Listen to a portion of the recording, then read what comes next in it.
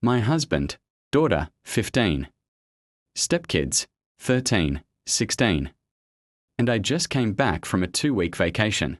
My daughter is very smart and is very good at a lot of things. She's also very competitive. My husband is also very competitive. My daughter started off this vacation by telling my husband there was Sudoku on the plane and explaining how to play. He didn't know that she's been playing Sudoku for months. She made a bet with him that if she finishes the hardest level first, he'd buy her Wi-Fi for the flight. And if he finished first, she'd share a bed with his younger daughter on the trip. His younger daughter was complaining about sharing with his oldest because she kicks and sleeps in the middle of the bed. She beat him and pestered him until he bought the Wi-Fi. When we got there, she'd challenge him to races on land and in the pool. She's won medals at state track meets and has been swimming since she was 2. Every day she'd challenge him to something, win, and he'd have to buy her something from the resort or local shops.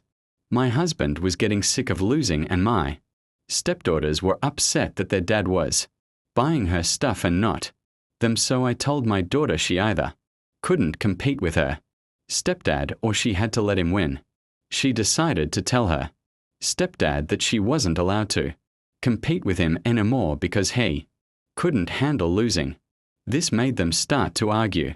So I told her that if she didn't keep it up, she'd be grounded to the resort for the rest of the trip. A little over a week at this point. She decided to test me, so I stuck to my word, and she was left at the resort, while the rest of us went out every day. The vacation was much more enjoyable, without her turning everything into a competition. But she told her dad when she got back that we grounded her, and is mad at me now for leaving her there and excluding her from the vacation because my husband couldn't act like an adult. I told him my daughter was warned to stop, but she decided to test me, and now he's forcing her to stick to the custody schedule.